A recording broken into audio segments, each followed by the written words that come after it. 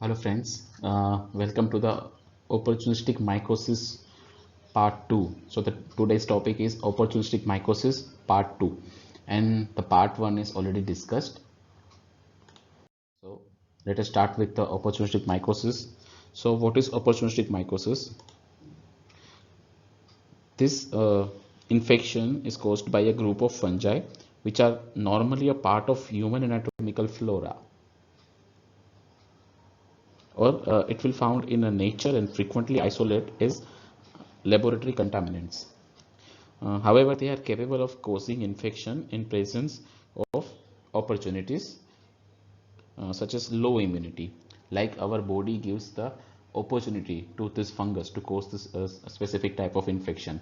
These opportunities are like patient on a steroid, patient with HIV, or patient is diabetic, etc. So this all are the condition where this type of infection is occurred. So this is about the opportunistic mycosis. Uh, so here is the list of fungi that will be that causing this type of infection. The first is candidiasis. So you had already covered the part 1 which having a candidiasis. The link of this lecture is given into the I button, which can be seen in your uh, the right corner, and also it will be given into the description box. So the first is candidiasis, which you had already seen. Then the second is cryptococcus. Third is zygomycosis. The fourth is aspergillosis. Fifth is penicillosis, and the sixth is pneumocystis. So apart from Candida, the all of the fungi we will cover into this lecture only. So this is the list of the fungi that can cause the opportunistic mycosis. So let us start with cryptococcus. So the Cryptococcus having a major and very important species is Cryptococcus neoformans. There is another species that is called Cryptococcus cati, but the opportunistic mycosis is only caused by the Cryptococcus neoformans.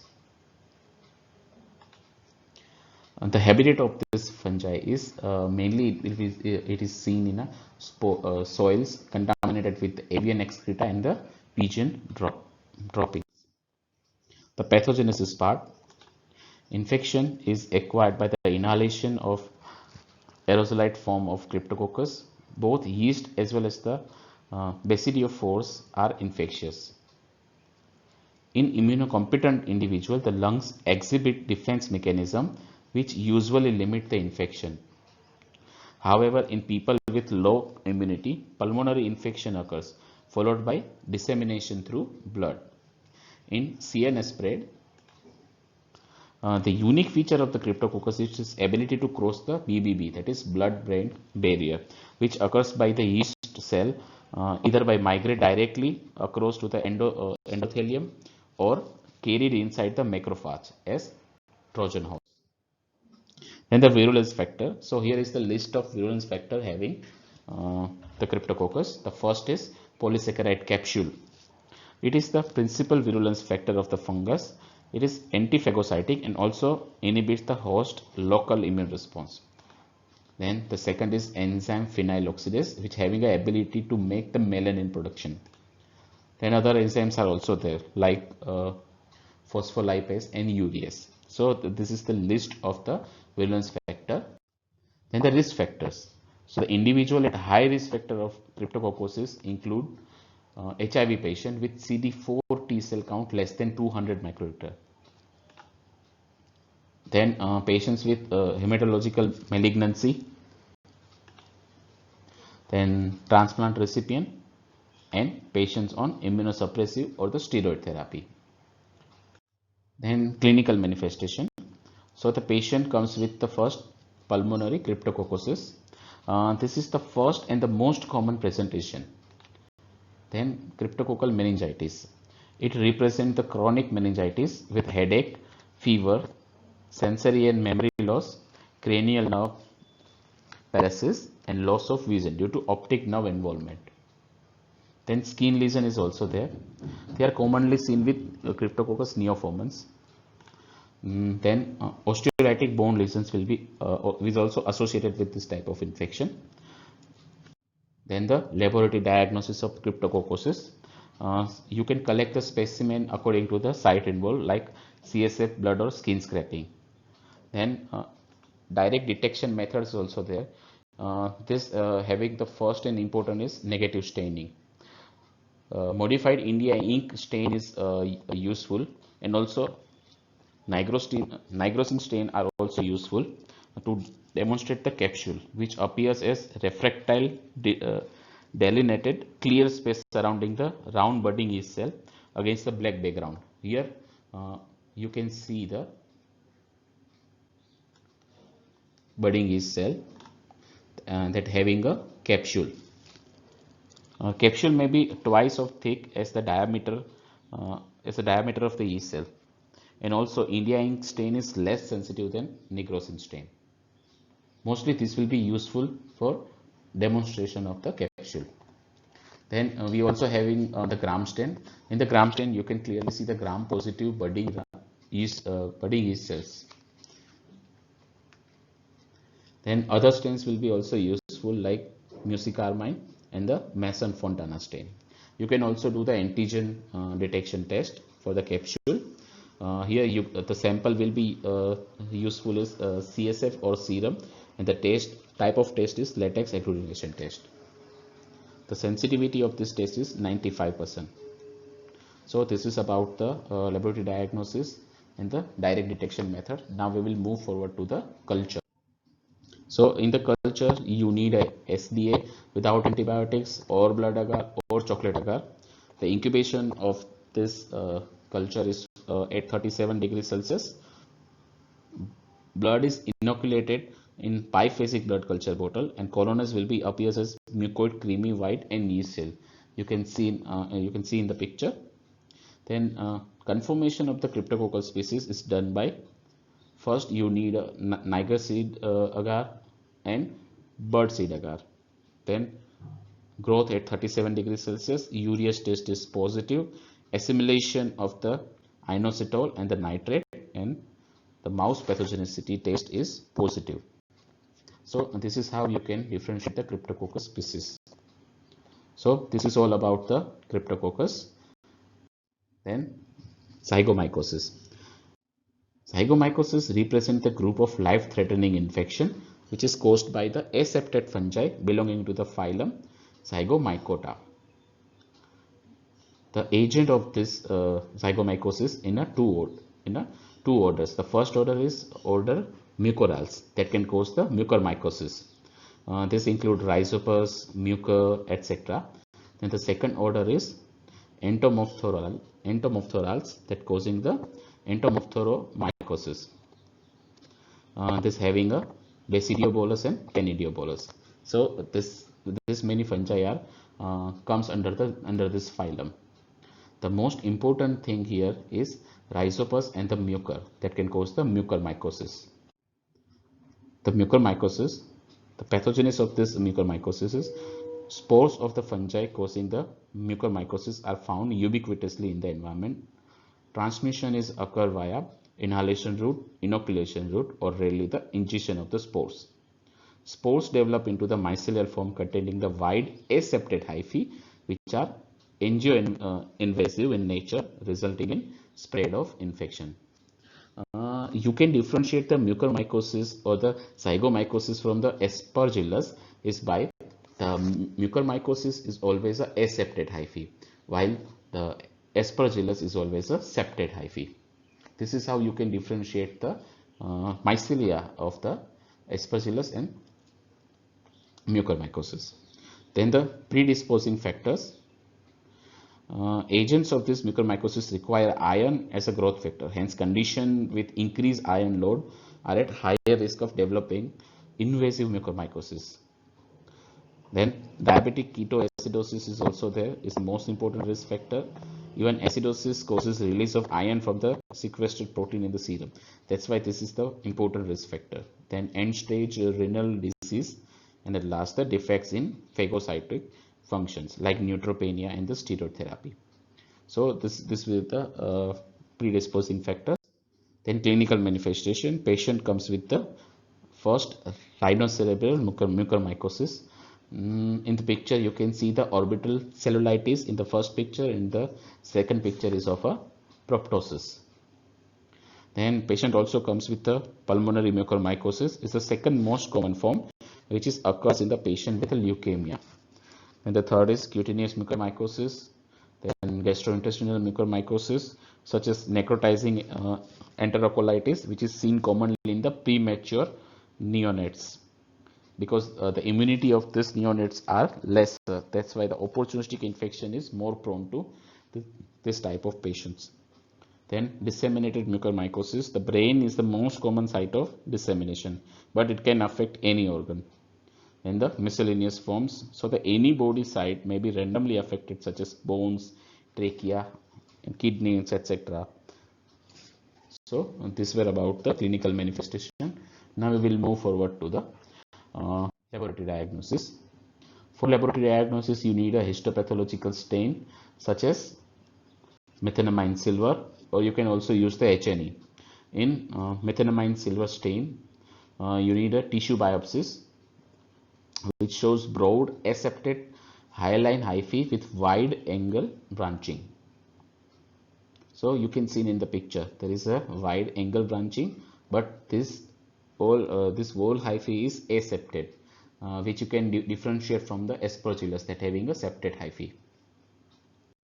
And microscopic appearance and the culture. For culture, there is a white colony, woolly colonies will be there, and there is also a lead lifter growth. That means this is the tube filling growth will be there. In the specific species like Rhizopus, the colonies become the brown black later due to the sporulation that gives the rise to salt and pepper appearance. In microscopic appearance, we will use the LPCB, that is a lactophenol cotton blue mount of the colonies that reveals the broad acceptate hyaline hyphae from which the sporangiophore arises, and then the ending of the sporangium which contains the numerous sporangiospores. You can differentiate the mucor from the rhizoid that having a rhizoids. You can differentiate the mucor from the rhizopus. The rhizoids having a the rhizopus having a rhizoids. You can see here. While the mucor does not having this rhizoid. This is how you can differentiate the mucor from the rhizopus. Okay. So this were all about the mucormycosis or the zygomycosis. Now we will move over to the aspergillosis, which is most important part of this lecture. So the aspergillosis refers to the invasive and allergic disease which is caused by the hyaline mold that named the aspergillus. There are nearly 35 pathogenic and allergenic species of the aspergillus, but the most important were the Aspergillus fumigatus, Aspergillus flavus, and Aspergillus niger. So this is the three medically important species of the aspergillus fungus. Then the pathogenesis. Aspergillus species are the widely distributed in nature and most commonly growing on a decaying plants that producing the chain of conidia. The transmission is occurred by the inhalation of airborne conidia.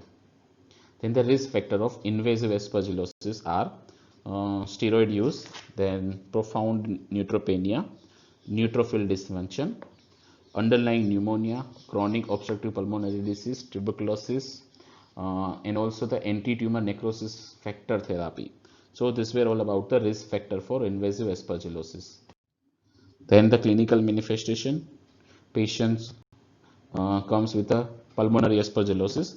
The incubation period varies from the 2 to 90 days depending upon the site of involvement. The first and most important site is lungs. So the patient comes with a pulmonary aspergillosis, which is most common form of aspergillosis, includes the various manifestation such as ABPA, that is called allergic bronchopulmonary aspergillosis. Then also there is a severe bronchial asthma will be there, extrinsic allergic alveolitis will be there, aspergilloma, that is also known as fungal boil, then acute angioinvasive pulmonary aspergillosis will be also there, and chronic cavity pulmonary aspergillosis will be there. There are other forms of aspergillosis like invasive sinusitis, where patient comes with the chronic granuloma, sinusitis, maxillary fungal boil, and allergic fungal sinusitis. There is also involvement of the heart. Patient comes with the endocarditis, that is native or the prosthetic, and also pericarditis. Then brain involvement, patient comes with the brain abscess, hemorrhagic infarction, and meningitis. There is also a eye involvement, that is ocular aspergillosis, where patient having a keratitis and endophthalmitis. Then ear infection, otitis externa, cutaneous aspergillosis, nail bed infection, that is called onychomycosis, and in last the mycotoxicosis. Various Aspergillus species produce the several fungal toxin. Mostly Aspergillus flavors produce the aflatoxin, which causes a liver carcinoma. So this were all about the clinical manifestation of the Aspergillus. Then laboratory diagnosis. A specimen we will use as a sputum or tissue biopsies may be collected. Then direct examination, you can see the fungus under the KOH mount, that is 10%, or histopathological staining of a specimen like tissue biopsy and all. Then narrow septate hyaline hyphae with acute angle branching. This is the microscopic picture under the KOH mount. Then you can also do the culture. You need as SDA and incubate at the 25 degrees Celsius, so the room temperature. You can also see the macroscopic and microscopic picture under the LPCB mount. Antigen detection will be there with the help of ELISA, and antibody detection will be also there. So this is the macroscopic examination of the Aspergillus. You can clearly see the three different species, and they produce the three different pigments. First, the Aspergillus fumigatus, that having a greenish color pigment. Then Aspergillus flavus, that having a yellowish green color colonies, while the Aspergillus niger means black, that's why this produces the black color spores or the colonies on the SBA. Then microscopic picture of the Aspergillus. You can clearly see the three species of the Aspergillus. The first is Aspergillus fumigatus, then the second is Aspergillus flavus, and the third is Aspergillus niger. In the next slide, you will see the difference between these three. So this is the diagram of these three species, while this is the LPCB mount picture of these three species. You can clearly see the conidia here. Okay. Okay. Now the differentiation between the three species of the Aspergillus. The first is Aspergillus fumigatus. The colonies are the smoky green, velvety to powdery, and the reverse of this plate is always a white. Vesicle is conical shape. This is the vesicle. You can clearly see this is the conical shape in the case of fumigatus, while globular shape in the case of niger and the flavus. Pheolites are arranged in a single row. You can see here. This is the in a single row. Conidia arises from the upper third of the vesicle. You can see this is the upper third part. Okay. While in the case of flavus and niger, the conidia arises from the entire conidia, entire vesicle. This is the globular vesicle, and the conidia arises from the entire vesicle. The only difference between the flavus and niger is the colonies or the conidias are the hyaline or the bluish color, which will seen into the LPCB in the case of flavus, while there is a black color conidia will be seen in the case of niger. You can see here the color of the conidia is black. So this is how you can differentiate the three species of the Aspergillus fumigatus, flavus, and niger. So this were all about the aspergillosis. Now we will move forward to the next fungus, that is called penicillosis. Penicillosis, uh, the clinical significance, it has more than 250 species, most of found as a saprophytes in the environment. However, some species are associated with the human disease, such as Penicillium marneae, which is a dimorphic fungus. Then it can also cause the mycotoxicosis, which is caused by the toxin released by the certain species of Penicillium. Then there is also an invasive penicillosis will be there. So the most important species of the Penicillium is Penicillium marneae. This fungus is thermally dimorphic. Uh, it is recently renamed as Pelaromyces marneae. This is found mostly in the rural areas. There is also immunocompromised host are at a higher risk. These hosts are like a HIV infected patient. Transmission is by the inhalation of the conidia from environment. Systemic infection is there, where patient comes with the fever, weight loss, dyspnea, lymphadenopathy, and hepatosplenomegaly. Then there is also a skin involvement will be there, where you can see the watery lesion mimicking that of the molluscum contagious disease. In lab diagnosis, you need a histopathological staining because this is the dimorphic fungus. You can also culture it at 37 degrees Celsius and 25 degrees Celsius. In the mold form, there is a brick red color pigment will be there. Other penicillium only grows as a mold. They are easily grown in a SD at 25 degrees Celsius, while this Penicillium marneae is a dimorphic fungus. When uh, you can also see the yeast form will be there. The colonies of the other species is a rapid growing, flat and velvety to powdery texture and greenish in color, which is seen in the picture.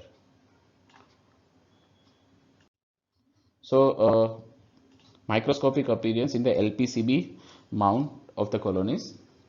Here is a hyaline thin septate. Conidiophores and its branches will be clearly seen. Here you can see the conidia. This is the phyalides. Then this is called medulla. This is called conidiophore. This is called hyphae is a septate. You can see here. There is a flash of phyalides will be there. The chains of conidia will be there. So the appearance of this is a brush border like appearance. You can see here. This is the brush border appearance. So this is all about the penicillium. Now we will move forward to the pneumocystis pneumonia. Pneumocystis pneumonia is caused by the pneumocystis jirovecii. This exists in the cyst and the trophozoite form. In human tissues, both cysts and trophozoites are found. In the pathogenesis, like protozoan, pneumocystis exit into the cyst and trophozoite form. The cysts are found in the environment, wherein a human tissue in both cyst and trophozoites are found. Once inhaled the cysts are carried to the lungs, where they transform into the trophozoite form. The trophozoites include the inflammatory response that leads to the recruitment of the plasma cell, resulting in the formation of the fourth exudate filling the alveoli. Hence, the condition is also called the plasma cell pneumonia. So, this is the pathogenesis of this infection. Then the lab diagnosis. You need a histopathological examination of the lung tissue or the fluids which is obtained by the bronchoscopy, bronchial lavage, or open lung biopsy, which reveals the cyst. GMS stain, you need a, that is called Gomoris methenamine silver stain, where you can see the crushed ping pong balls.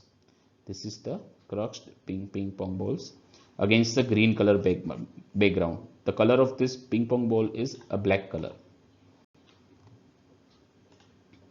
You can also do the PCR assay, which is for this fungus. So this were all about the all fungus that can cause the opportunistic mycosis. So we had already seen the candida first. Then the most important part of this this lecture is aspergillosis. This aspergillosis can also be asked as an individual question, or they can also ask the opportunistic infection in the brief. Then zygomycosis is also important, cryptococcus, then penicillosis is also there, and the pneumocystis pneumonia.